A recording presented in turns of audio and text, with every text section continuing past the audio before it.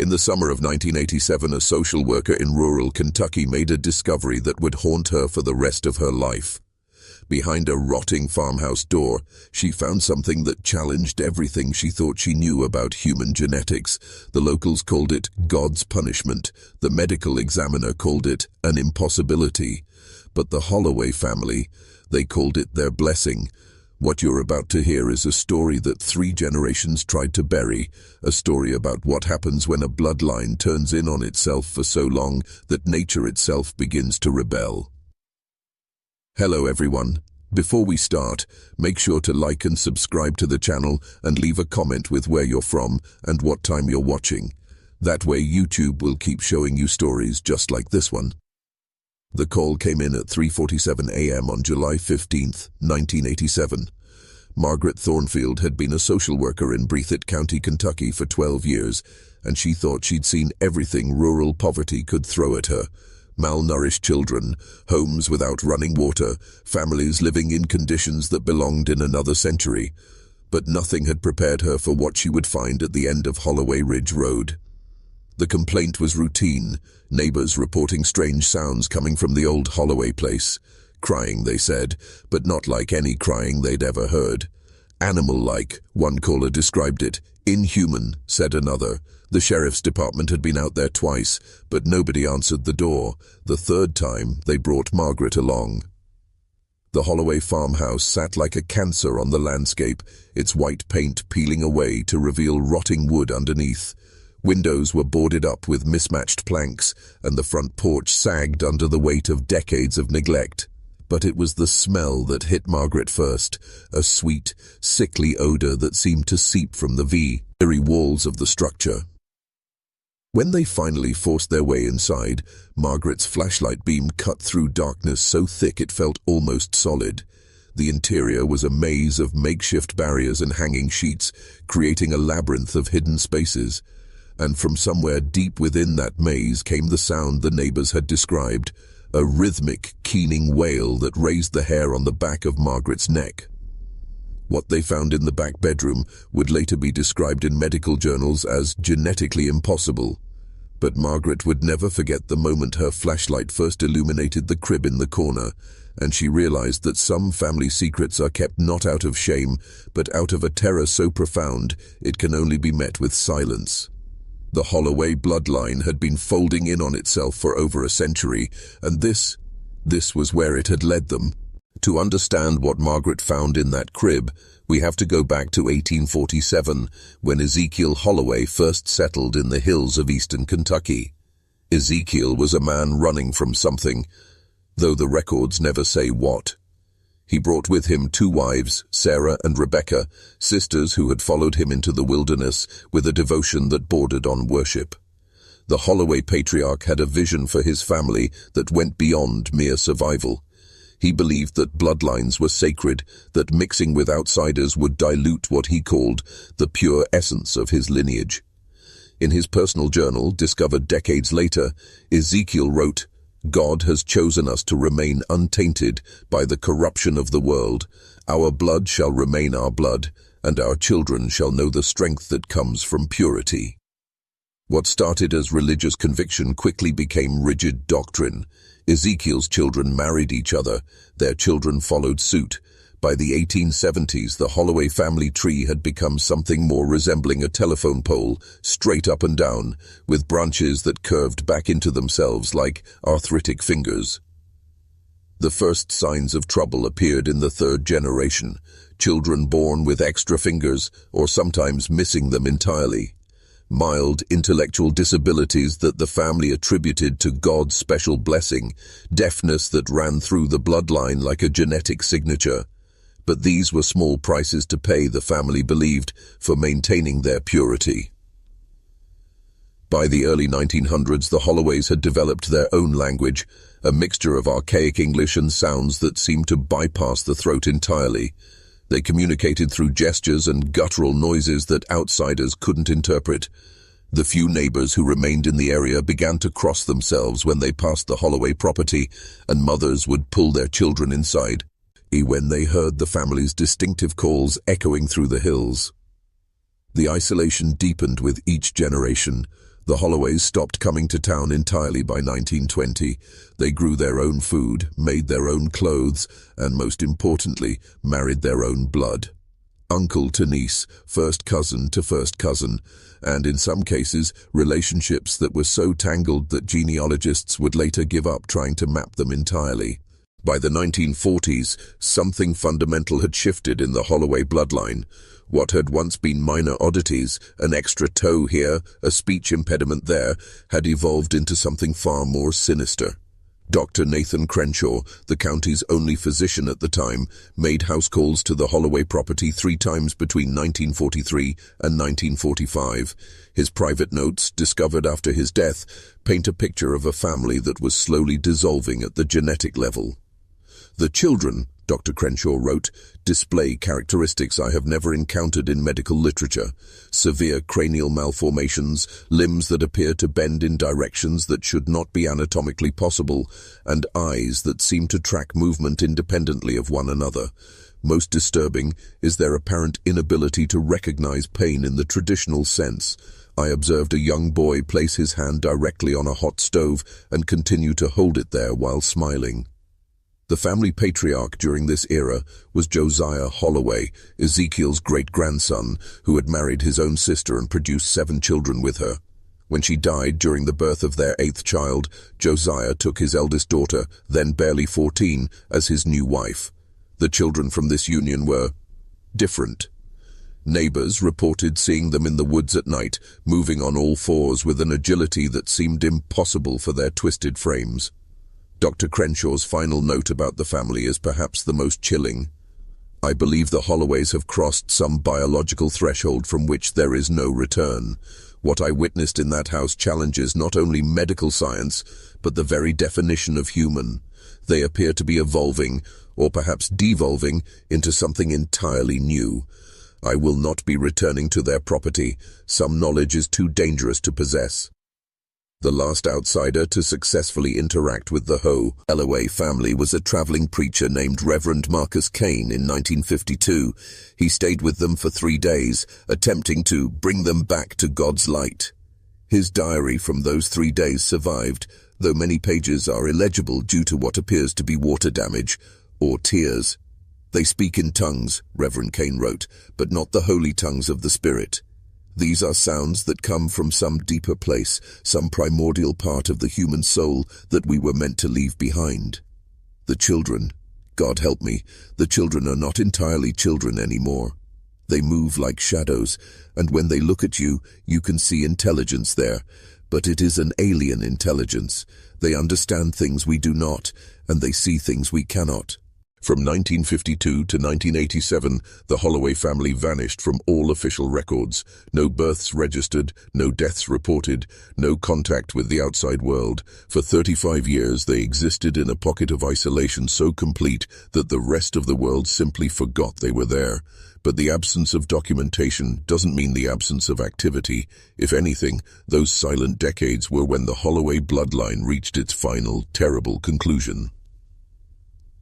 During this period, the family structure collapsed entirely. Traditional relationships, parent, child, sibling, spouse, became meaningless categories in a clan where everyone was related to everyone else in multiple ways. The family tree had become so twisted that children were being born to parents who were simultaneously their cousins, aunts, uncles, and siblings. Genetic material that had been recycling through the same bloodline for over a century had created combinations that shouldn't have been possible. Local hunters would sometimes catch glimpses of figures moving through the woods around the Holloway property. They described beings that walked upright but seemed to flow rather than step, with limbs that appeared to bend at impossible angles. Their faces, when glimpsed through the trees, were said to be arranged in ways that hurt to look at directly. Features that seemed both too large and too small, positioned where features shouldn't be. The family had long since abandoned agriculture, surviving instead through means that remain unclear. Some speculated they had reverted to a more primitive existence, hunting and foraging like their distant ancestors. Others suggested something darker, that they had found ways to sustain themselves that didn't bear close examination. The occasional disappearance of livestock from neighboring farms added weight to these darker theories. During this time, the few remaining naked H-boars began to report strange phenomena. Electronic devices would malfunction when pointed toward the Holloway property. Photographs came out distorted, showing strange shadows and shapes that weren't visible to the naked eye. Radio broadcasts would be interrupted by sounds that seemed to come from no earthly source, a mixture of crying, laughing, and something that sounded almost like singing, but in frequencies that made listeners feel physically ill.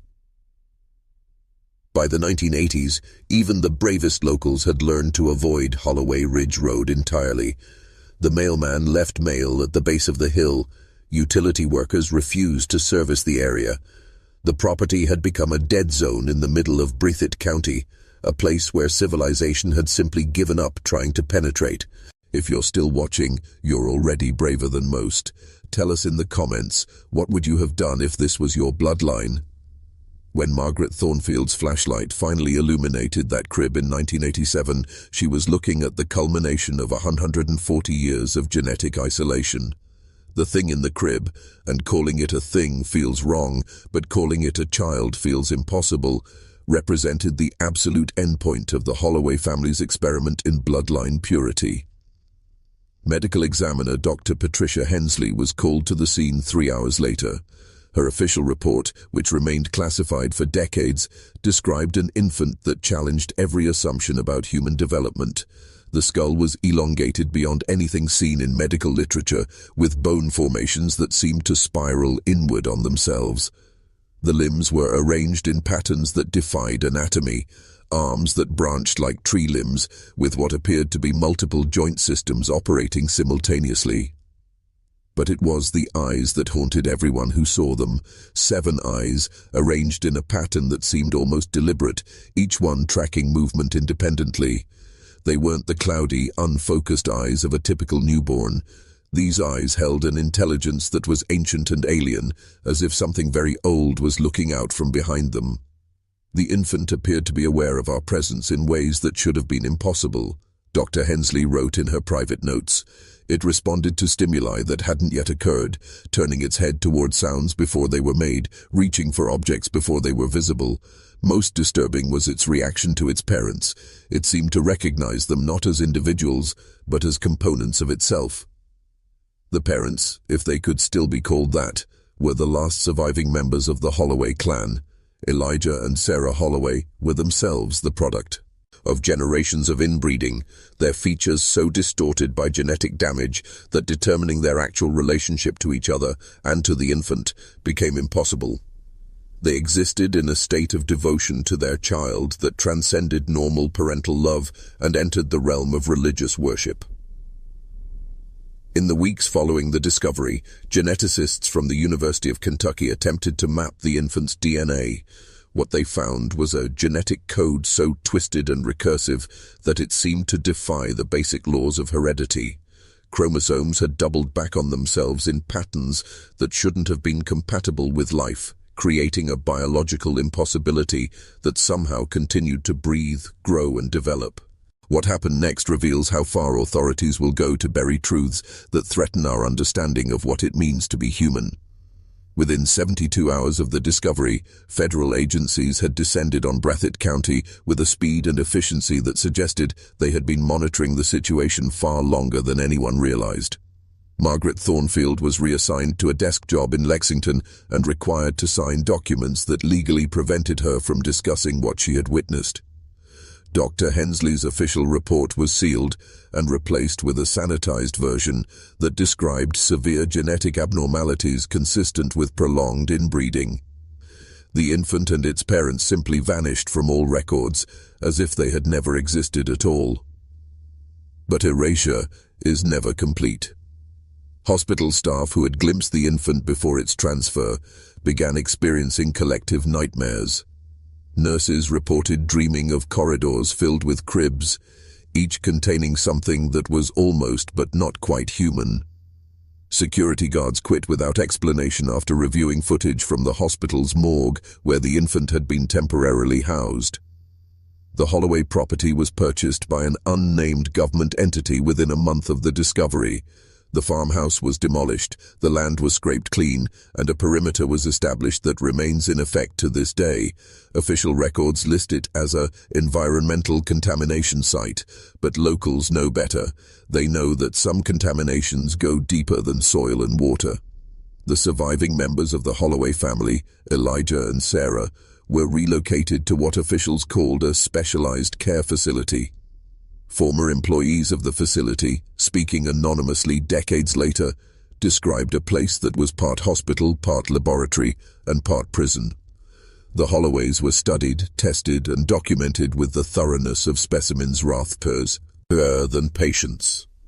Dr. Elizabeth Morrison, a geneticist who worked at the facility from 1988 to 1991, broke her silence in 2003, shortly before her death from cancer. They weren't trying to help the Holloways, she revealed. They were trying to understand them. The government wanted to know how far human genetics could be pushed before breaking entirely. The Holloways had provided a natural experiment in genetic extremes, and the results were too valuable to simply dispose of. According to Dr. Morrison, the infant continued to develop in ways that defied medical understanding. It grew rapidly but not uniformly, parts of its body aging at different rates. Its consciousness expanded to encompass awareness that seemed to extend beyond its physical boundaries. Most disturbing of all, it appeared to be influencing the genetic expression of other organisms in its vicinity. Plants wilted in unnatural patterns, and small animals brought near it would develop temporary mutations. Today, nearly 4 decades after Margaret Thornfield made her horrific discovery, the Holloway name has been scrubbed from most official records. The family cemetery on their former property was relocated in the dead of night, headstones ground to powder and scattered, birth certificates were altered, death records modified, and genealogical databases cleansed of any trace that the Holloways had ever existed. But secrets this dark have a way of leaving permanent scars on the landscape of human knowledge. In medical journals, buried in footnotes and coded language, researchers still reference the Kentucky case when discussing the theoretical limits of genetic degradation.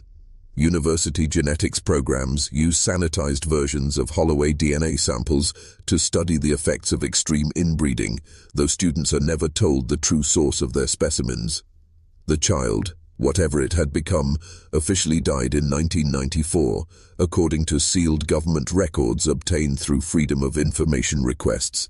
But Dr. Morrison's final testimony suggests something far more disturbing. It didn't die in any conventional sense, she revealed. It simply distributed itself.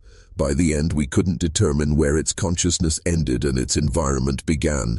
It had become something that existed both within and beyond its physical form. The implications of this statement become clearer when you examine the pattern of genetic anomalies that began appearing in Kentucky hospitals after 1994. Births with impossible combinations of inherited traits, children born with genetic markers from bloodlines that had supposedly ended generations ago. As if something was still out there, still influencing human genetic expression in ways that science couldn't explain or predict. Local folklore in eastern Kentucky has developed its own interpretation of the Holloway legacy. They speak of he bloodline curse, a contamination that spreads not through genetics but through proximity to the truth itself. Families who live too close to the former Holloway property report dreams that feel like inherited memories, visions of twisted family trees and children who are both ancestor and descendant, parent and offspring. The most disturbing aspect of the Holloway story isn't what it tells us about the dangers of genetic isolation. It's what it reveals about the flexibility of human biology when pushed to its absolute limits. The Holloways didn't just break the rules of genetics, they discovered new rules that we're still too frightened to acknowledge. In the end, the Holloway family achieved exactly what Ezekiel had envisioned when he first settled in those Kentucky hills. They had maintained the purity of their bloodline, kept their genetic heritage uncontaminated by outside influence. They had created something uniquely their own, something that had never existed before and will hopefully never exist again. The question that haunts geneticists to this day is whether the Holloways represent an evolutionary dead end, or if they were the first glimpse of something that human biology is still struggling to become. And somewhere in a sealed government facility, in files that will never see daylight, lies the documentation of what humanity looks like when it finally stops being human. Some family secrets are kept not out of shame, but out of a terror too profound for words. The Holloway bloodline is one of those secrets, and now, unfortunately, it's yours to carry as well.